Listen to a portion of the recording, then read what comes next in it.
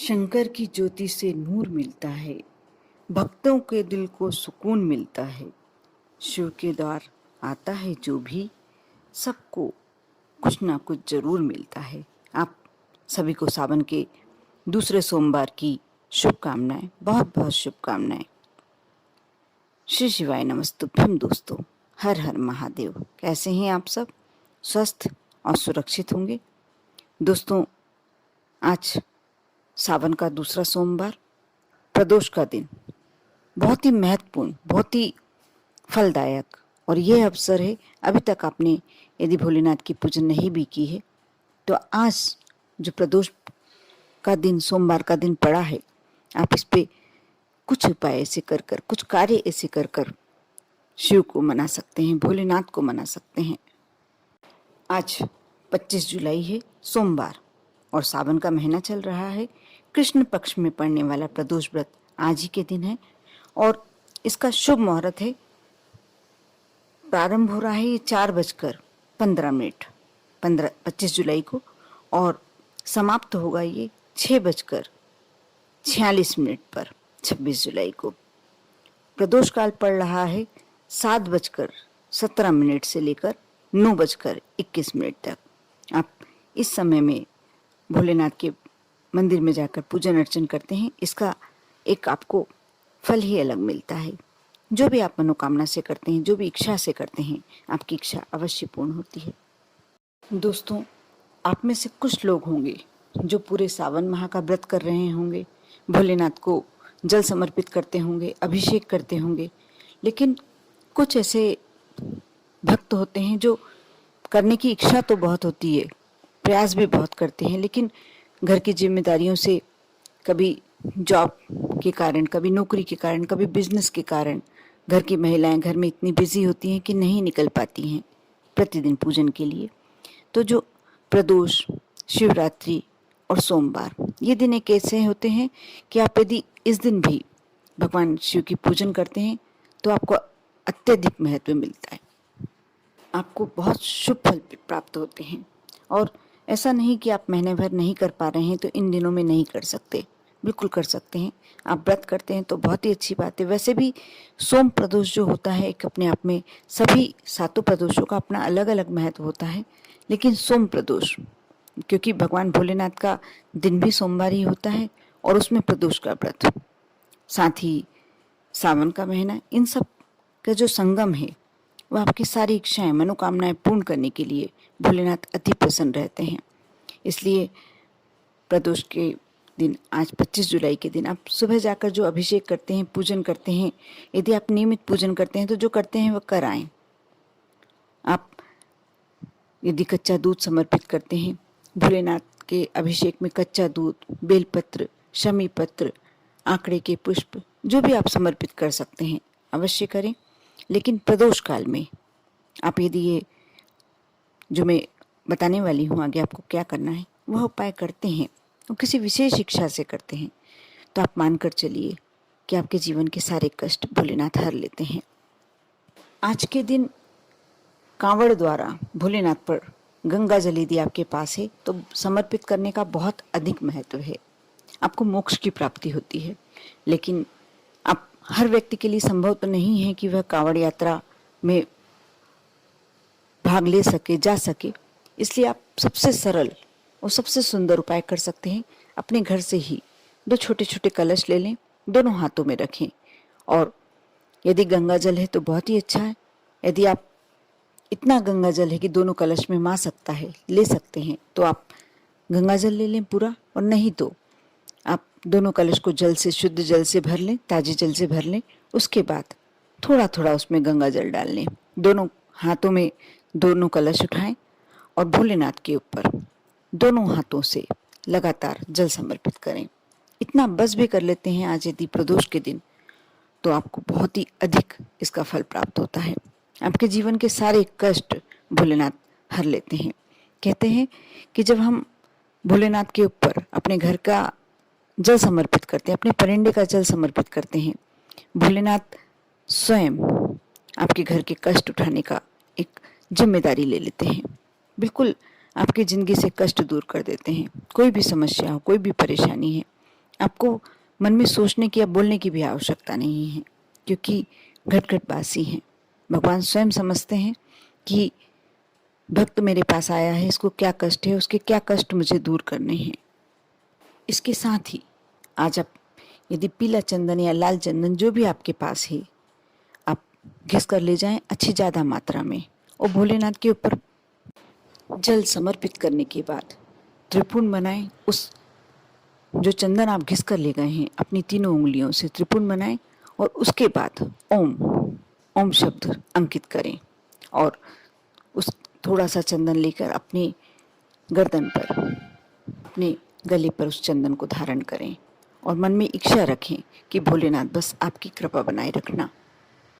आज के दिन भगवान भोलेनाथ के पूरे परिवार की पूजन अर्चन करना चाहिए, माँ पार्वती की, क्योंकि प्रदोष के दिन भगवान शिव और माँ पार्वती दोनों की पूजन करना अनिवार्य होता है। भगवान श्री गणेश की भी पूजन करें, उन्हें भी दुबा समर्पित करें, माँ पार्वती को गुलाब का पुष्प अर्पित करें, और आप सुबह की पूजन में जो भी करते हैं वह करें, लेकिन शाम के समय विशेष करके कुछ मैं उपाय बताने जा रही हूँ, वह उपाय अवश्य करें। शाम को जब प्रदोष काल चल रहा हो उस समय आप, यदि आपको 108 बेलपत्र मिल जाएं, और इस बात का आपको ध्यान रहे कि बेलपत्र खंडित नहीं होने चाहिए, आप बेलपत्र की माला बनाएं और भोलेनाथ को समर्पित करें। ये बहुत ही ज़्यादा फलदायी होता है, बहुत ही ज़्यादा शुभ होता है।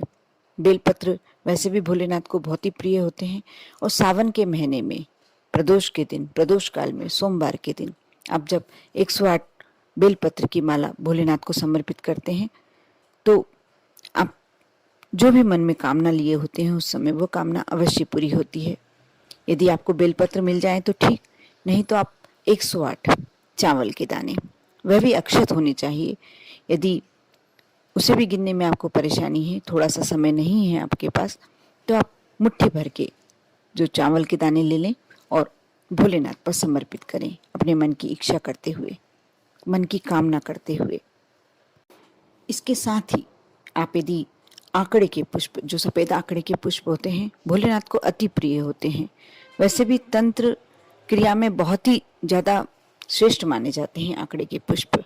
जब आप यदि आंकड़े के पुष्प की माला बनाकर भी यदि भोलेनाथ को समर्पित करते हैं, ये भी बहुत ही शुभ माना जाता है। आज के दिन विशेष करके प्रदोष काल में भगवान शिव के मंदिर में, शिवालय में दीप प्रज्वलित करना, घी का दीप प्रज्वलित करें और 2 बाती का, उसमें थोड़ी सी काली तिल डाल दें, और उसके बाद एक दीपक आप शिवलिंग के समीप लगाएं भोलेनाथ के मंदिर में, और एक दीपक आपको जो उनका द्वारा होता है, देहरी होती है, उस पर अवश्य लगाएं। प्रदोष के दिन, प्रदोष काल में जो भगवान भोलेनाथ के मंदिर में दीपक लगाता है, उसके घर में कभी अंधेरा नहीं होता, दुख रूपी अंधेरा कभी नहीं होता। दोस्तों, हम एकादशी के दिन ना चावल ग्रहण करते हैं, स्वयं भी नहीं ग्रहण करते हैं, और मंदिरों में भी चावल दान करने का या चावल समर्पित करने का इस दिन मनाही होती है। प्रदोष के दिन ऐसा कहा जाता है, एकादशी के दूसरे दिन द्वादशी को अवश्य भोजन में चावल ग्रहण करना चाहिए, और साथ ही प्रदोष के दिन भोलेनाथ के मंदिर में चावल समर्पित करने का एक विशेष महत्व होता है, क्योंकि कई लोग नहीं बल्कि शायद एकादशी के दिन बहुत कम लोग चावल खाते होंगे, इसलिए हम एकादशी का व्रत करें या ना करें, चावल नहीं ग्रहण करते हैं। इसीलिए द्वादशी के दिन चावल ग्रहण करने का भी बहुत महत्व है, और भोलेनाथ के मंदिर में, शिवालय, भोलेनाथ पर चावल चढ़ाना बहुत ही महत्वपूर्ण माना जाता है, बहुत ही फलदायी माना जाता है। कहते हैं कि चावल लक्ष्मीदायक होता है। जब आप चावल भोलेनाथ को समर्पित करते हैं और मन में यदि आपके यहाँ धन की कमी है, लक्ष्मी की कमी है, भोलेनाथ से आप विनती करते हैं, आपके घर में धन की कमी नहीं होती। साथ ही मैंने पहले के वीडियो में बताया आपको, जैसे बैसाख के माह में जो प्रदोष आती है, उसमें भी प्रदोष काल में धतूरे के साथ, बेलपत्री के साथ कांटे समर्पित किए जाते हैं। जो व्यक्ति सब कुछ करते हुए, सबका बहुत करते हुए भी उसका महत्व नहीं पाता, उसकी तारीफ नहीं पाता और हमेशा सभी व्यक्ति उससे नाराज से रहते हैं, उसे अपने किए का कोई प्रतिफल नहीं मिलता, ऐसे व्यक्ति के लिए ये कांटे समर्पित करने का बहुत महत्व होता है। ये 3 बार समर्पित किए जाते हैं। एक तो बैसाख के माह में, दूसरा बड़ी शिवरात्रि के दिन और तीसरी बार सावन के दूसरे सोमवार, जो कि आज है, रात्रि के 10 से 12 बजे के बीच में आप 7 कांटे एक धतूरे के साथ भोलेनाथ के मंदिर में जाकर शिवालय में समर्पित करें। इससे जो आपके जीवन में सम्मान नहीं पाने का कष्ट है, मान सम्मान नहीं पाने का कष्ट है, वह कष्ट दूर हो जाएगा। आपको ऐसा लगता है कि आपको किसी का कितना भी कर लें उसका प्रतिफल नहीं प्राप्त होता है, तो आपको ये कांटे अवश्य समर्पित करना चाहिए। उस समय आप भोलेनाथ से विनती करें कि भगवान मेरे जीवन के सारे कांटे आप दूर कर दें, और होता भी ये सही है, क्योंकि धतूरे में भी एक तरह से कांटे ही होते हैं। इन 3 दिनों में ही भोलेनाथ को बेलपत्री के कांटे समर्पित किए जाते हैं धतूरे के साथ। एक धतूरे के साथ रात्रि में 10 से 12 बजे के बीच में शिवलिंग पर इन कांटों को, जो 7 कांटे आपने बेलपत्र के लिए हैं और एक धतूरा समर्पित करते समय अपने मन की मनोकामना भगवान भोलेनाथ के समक्ष कहें, मन ही मन। साथ ही जो भी, जहाँ से भी आपको लगता है कि आपको मान सम्मान की प्राप्ति नहीं होती, आपके जीवन में समस्याएं बहुत हैं, आप सभी बातें भोलेनाथ के समक्ष मन ही मन कहें, स्मरण करें।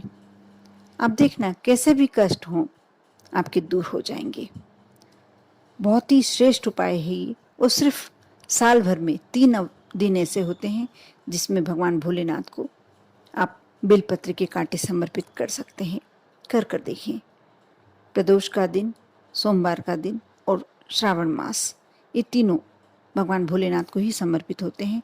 इसमें जो भी उपाय किए जाते हैं विश्वास के साथ, सच्चे मन से, अच्छे मन से, तो भगवान भोलेनाथ आपकी हर समस्या को आपके जीवन से निकाल देते हैं। कर देखिए। आप पर और आपके पूरे परिवार पर भोलेनाथ की कृपा हमेशा बनी रहे। ओम नमः शिवाय।